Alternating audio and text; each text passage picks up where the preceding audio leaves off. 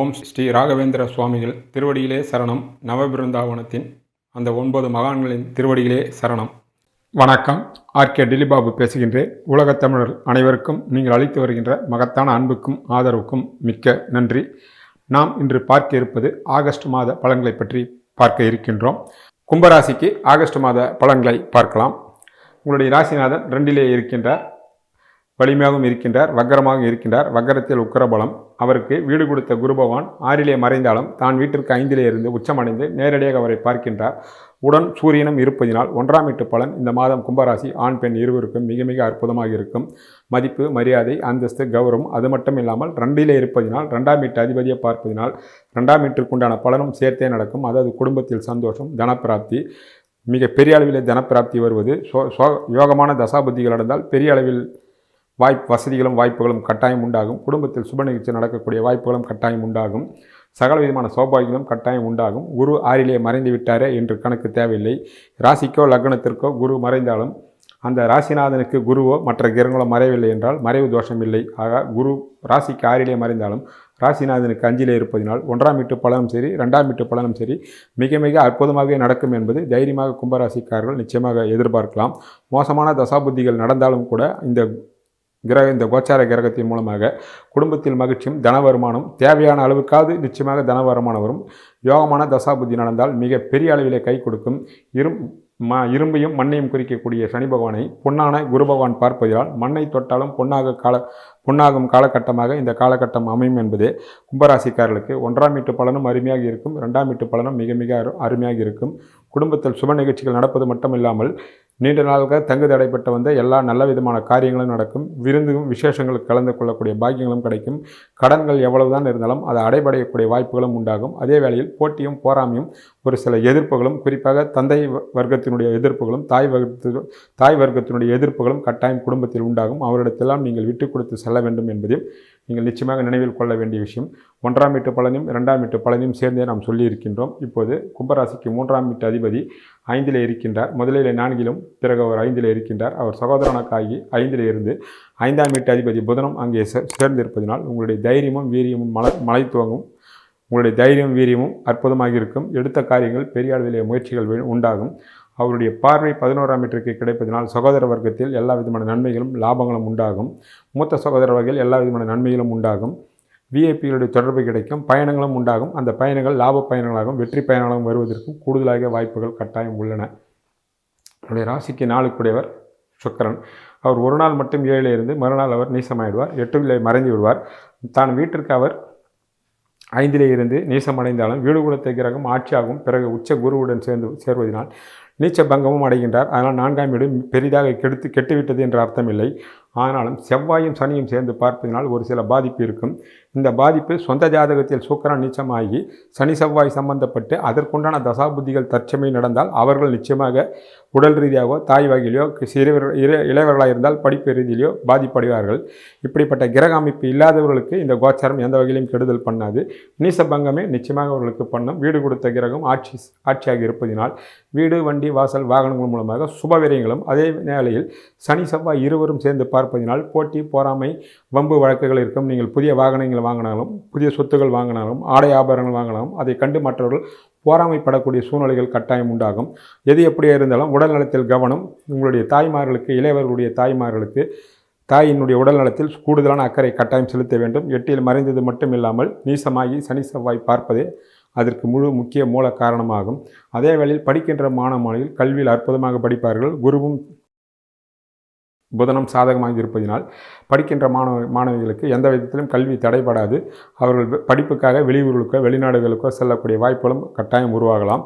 பலருக்கு குடியிருப்பு மாற்றங்களும் அலுவலக மாற்றங்களும் உண்டாகலாம். அது ஒரு சிலருக்கு சங்கடமாகவும் எதிர்பார்த்ததை விட குறைவாக இருக்கலாம். 4ஆம் வீட்டு அதிபதி நீசமாக இருப்பதினால் இது தற்காலிகமான பிரச்சனையாகத்தான் இருக்குமே தவிர பெரிய அளவிலே பிரச்சனைகள் இருக்காது என்பது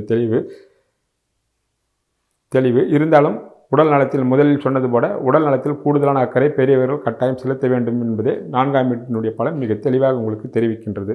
உங்களுடைய ராசிக்கு 5 புதன் அவர் ஆரம்பத்தில் 5லும் பிறகு அவர் 5ஆம் தேதிக்கு பிறகு உச்ச குருவுடன் இருப்பதினால் பாவம் பாவாதிபதி பாவக்காரன் என்று சொல்வார்கள். அந்த 5ஆம் வீடு 5ஆம் வீட்டு அதிபதி பாவக்காரனான குருவுடன் சேர்ந்து இருப்பதினால் அவர் 6ல் இருந்தாலும் 5ஆம் வீட்டு பலன் முக்கியமாக எல்லா வகையிலும் வெற்றியும் லாபத்தையும் சந்தோஷத்தையும் கொடுக்கக்கூடிய அமைப்பாக 5ஆம் வீடு அமைகின்றது. அதனால் உங்களுடைய கனவுகளும் திட்டங்களும் ஆசைகளும் நிறைவேறும். பிள்ளைகள் வகையில் மிக பெரிய அளவிலே செல்வாக்கும் உண்டாகும். அவரவர் வயதிற்கேற்றாற்போல் ஈடுபட்டிருக்கின்ற துறைக்கேற்றாற்போல் பிள்ளைகள் பெரிய அளவிலே நிச்சயமாக சாதிப்பார்கள் என்பதை நீங்கள் நிச்சயமாக எதிர்பார்க்கலாம். பிள்ளைகள் வகையில் கடன்கள் ஏற்படும். அந்த கடன்கள் நீங்கள் சுபவிரய கடன்களாக நிச்சயமாக எடுத்துக்கொள்ளலாம். அதற்கு 5லே இருக்கக்கூடிய செவ்வாயும் ஒரு காரணமாக அமைவார் என்பது விஷயமாகும். கும்பராசிக்கு 6 குடைவர் சந்திரன் ஒரு நாள் கிரகம். ஆனால் அங்கே உச்சகுருவும் புதன் சூரியன் இருப்பதினால் 6ஆம் வீட்டின் மூலமாக பயணங்கள் ஏற்படும். அந்த பயணங்கள் உள்ளூர் பயணங்களாகவும் வெளிநாடு பயணங்களாக இருக்கும். ஒரு சிலருக்கு குரு 6லே இருப்பதினால் கடனும் ஏற்படலாம்.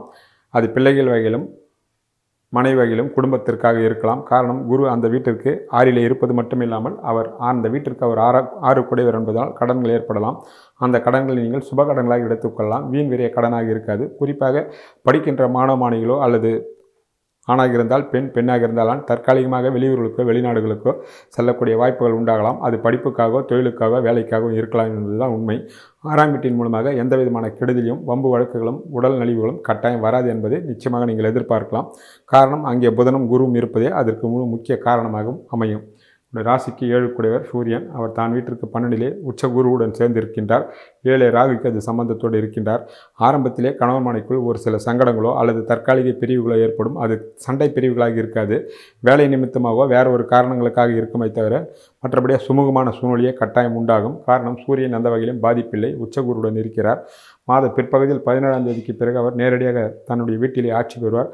அப்போது பலவிதமான நன்மைகளும் பல உயர்வுகளும் நீங்கள் கட்டாயம் எதிர்பார்க்கலாம் என்பதே அடிப்படை விஷயமாகும். ஆனாலும் கணவன் மனைக்குள் விட்டு கொடுத்து செல்ல வேண்டும். காரணம், ராகுக்கு அது சம்பந்தம் இருப்பதினாலும் களத்திரகாரம் சுக்கிரன் நீசமாக இருப்பது என்பதையும் நீங்கள் மறந்துவிடக்கூடாது.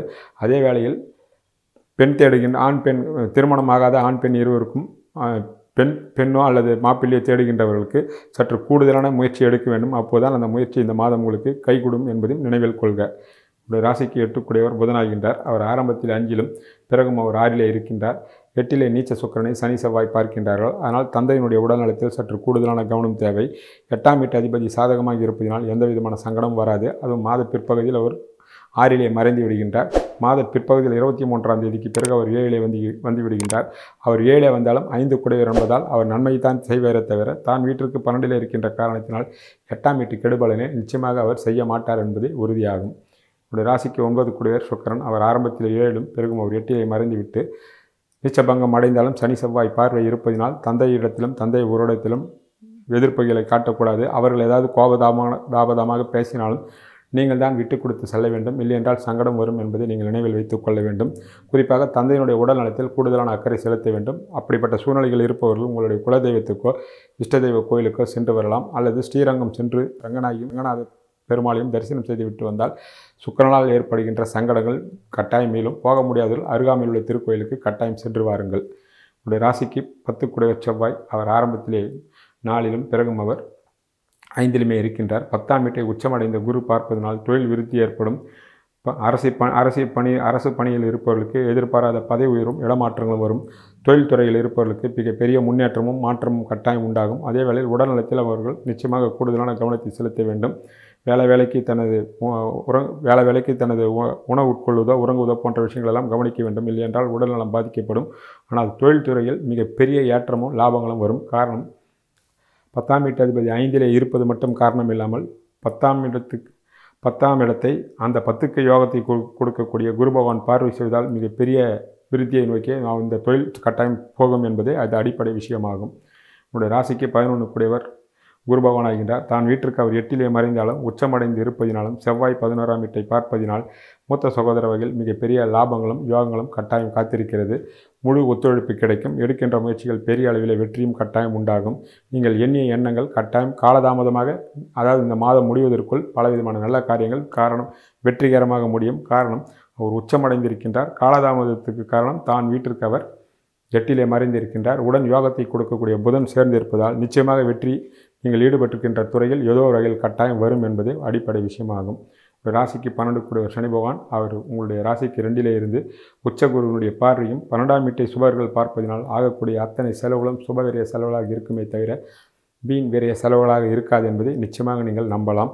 ஆக கும்பராசிக்கு ஆண் பெண் இருவருக்கும் யோகமான காலமாகும். தனப்பிராப்தி உள்ளமும் தனப்பிராப்தியும் வெற்றியும் தொழில் விருத்தியும் உண்டாக இருக்கும். ஆனால் உடல் நலத்தில் நிச்சயமாக, குறிப்பாக உங்கள் தாய் தந்தையினுடைய உடல் நலத்தில் கட்டாயம் கூடுதல் கவனம் கட்டாயம் தேவை. மற்றபடி எல்லாமே வெற்றியே. இந்த ஆகஸ்ட் மாதத்திற்குண்டான தெய்வ வழிபாட்டினை பார்ப்போம். அம்பாளையும் ஆண்டாள் தாயாரையும் தரிசனம் செய்வதும், அருகாமையில் உள்ள திருக்கோயிலுக்கு சென்று நெய் தீபம் ஏற்றி வழிபடுவதும் மகத்தான நல்ல பலன்களை தரும். சனிக்கிழமை தோறும் ஆஞ்சநேயரையும், செவ்வாய்க்கிழமை தோறும் முருகப்பெருமானை வணங்குவதும், சுந்தரகாண்டத்தை பாராயணம் செய்வதும், கந்தசஷ்டி கவசத்தை படிப்பதும் கைமேல் பலன்களை தரும். இந்த தெய்வ வழிபாட்டினை வெளிநாட்டில் உள்ள தமிழர்களும் கட்டாயம் பயன்படுத்தி கொள்ளலாம். கைமேல் கட்டாயம் பலன்கள் உண்டு. நன்றி, வணக்கம்.